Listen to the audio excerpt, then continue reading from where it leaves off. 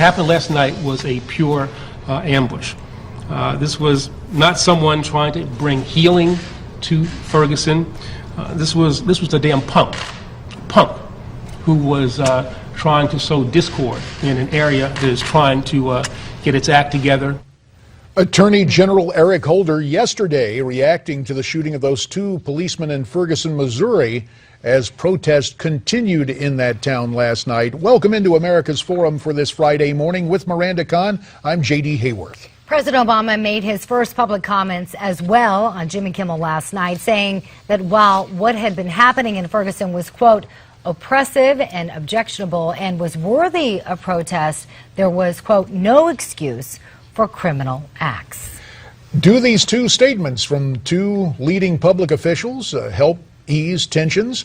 With this morning's View from the Hill, we're very pleased to be joined by Congressman Peter King of New York.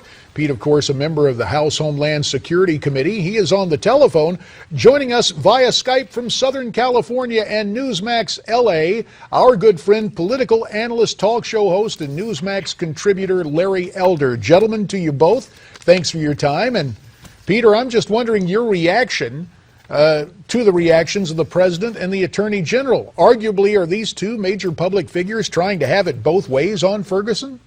Let me say two things. One, I've been very critical of what Eric Holder has said in the past as far as Ferguson. I do think his remarks last night, though, were very direct. Even using the word punk, I thought, was significant because it took away any pretense of protest or grievance. It made it, and the word punk is, growing up in New York, the word punk on the street is one of the worst things you can say about someone. It strips away any type of dignity. And I think that was the right thing to do. I wish he had, in the past, had shown more concern toward the police and had not been so quick to embrace the whole Michael Brown scenario. As far as the president, he talks about the grievances in Ferguson.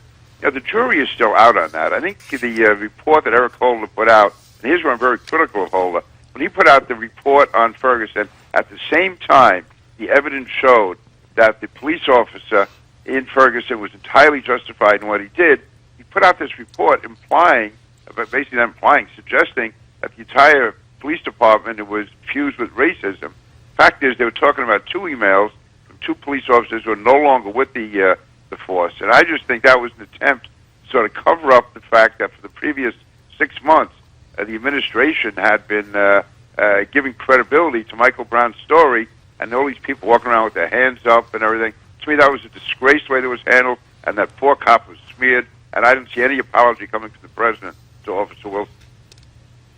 Congressman, to what degree do you think that Eric Holder made his indignation last night plain because of his own role in helping to fan the flames? I feel that but for Eric Holder's assertion that racism remains a major problem in America, Obama's assertion that racism remains a major problem in America, Al Sharpton and CNN, we don't have this tragedy. Listen, I've been very critical of what the president said, what Eric Holder said, obviously what Al Sharpton said. I think what happened between August and December, both in Staten Island and in Ferguson, created this impression that racism is everywhere. Listen, there's always going to be a certain degree of racism. But what the situation in the U.S. today is light years ahead of where it was. To me, there was no connection between any alleged racism in Ferguson and Michael Brown. Michael Brown was a criminal. Michael Brown was a thug. We saw what he was doing in that convenience store beforehand. By all the evidence, he was charging at a police officer, had attempted to take away a police officer's gun, and yet the whole narrative, which was really affirmed by the way Eric Holder flew out to Ferguson, the way the conversation was from August to December, August to November, is that police officer was guilty. And yet there was nothing at all that would justify that conclusion. Here's a cop who had several years on the job, no allegations against him whatsoever before this, and yet we were supposed to believe that in the middle of the day, in the middle of the town, he shoots a man who has his hands up, surrendering. It never made sense to begin with, and yet the whole narrative was, and the administration gave it tacit support, was that the cop was guilty and that Michael Brown was an innocent freedom fighter. Same thing in Staten Island. That's a separate case. We'd be happy to talk about that. But I think both the president and the attorney general, for too many months, fostered this belief that racism is rampant and implied in that that there's a justification for violent protest. And once you give any justification, implied or not, to violent protest, or give an understanding of why people carry out criminal acts, then the next logical step is what we saw in New York, what we've seen in Ferguson. People start using deadly force. Peter King, we're going to ask you to stay in place. Larry Elder as well. Obviously, there are more implications in the aftermath of Ferguson, and we will get to those with New York Republican Congressman Peter King and our good friend Larry Elder from Newsmax LA, and with you too, provided you stay tuned as America's Forum continues from Newsmax TV.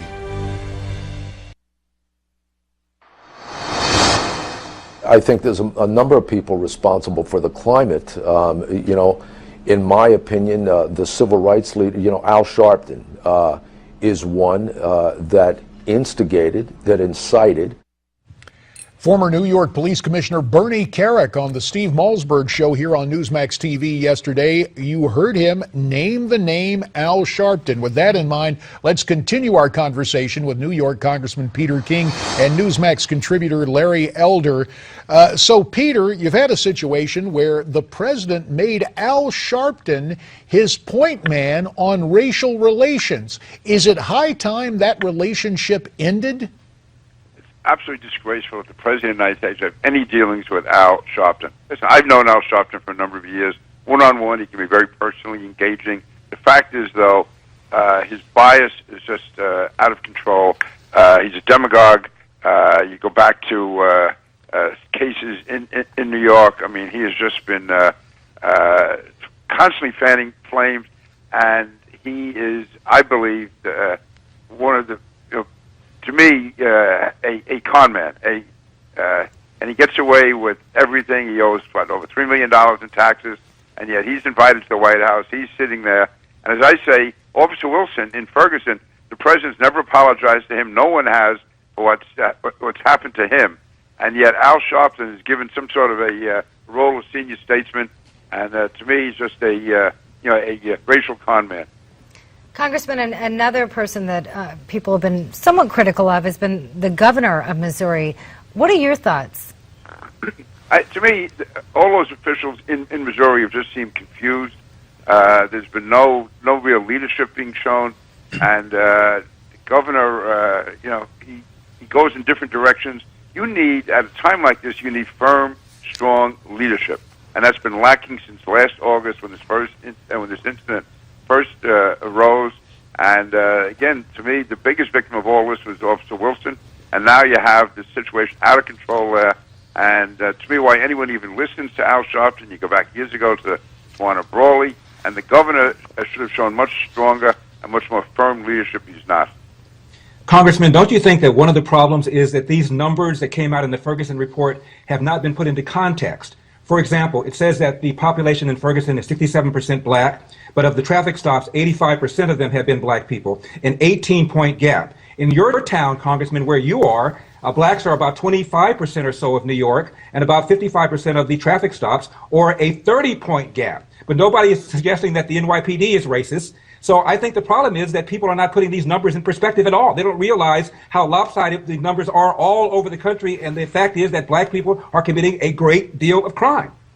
Yeah, I mean, there is a certain reality that there is a much higher percentage of crime within the African-American community. We can discuss the reasons for that, whether it's sociological, economic, whatever, but the fact is it's there. And to say that a police department is biased or bigoted because it has a higher incidence of traffic stops or arrests of one group over another without putting it in perspective is wrong. And I agree with you. I mean, I can show you those numbers in New York. They're probably comparable, maybe even more, as you said, maybe even more out of kilter.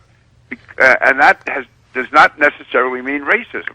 And again, they also use the example of all these emails that are floating through, these racist emails. Again, I think it comes down to two police officers in the Ferguson Police Department, and both of them are no longer on the job. And if you start looking at university professors, you start looking at anywhere around the country, you're going to find people sending out these stupid emails.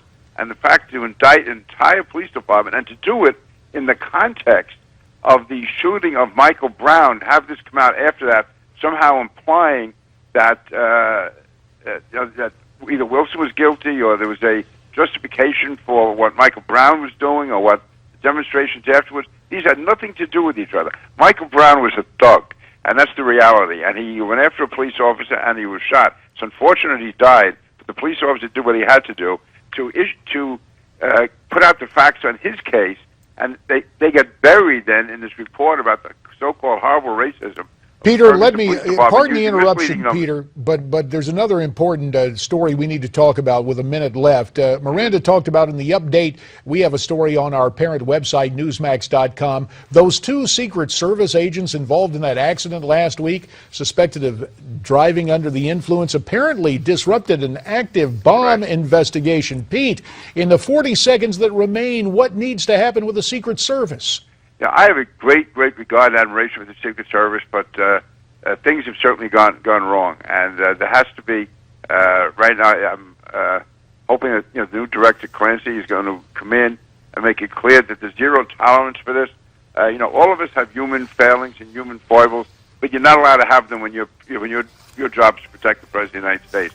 When you're in law enforcement, when you're given that weapon, you're given that power, and you really, more than anyone, symbolize. Law enforcement in the U.S., the U.S. Secret Service, they have an absolute obligation to do the job, and nothing is more important than protecting the President of the United States. You can't be drinking and carrying on like that, and they have to show zero tolerance for it. We will leave it there. Peter King, Congressman of New York, we thank you for your time. Larry Elder and I'll be back to talk with Richard Viguerie. Coming up.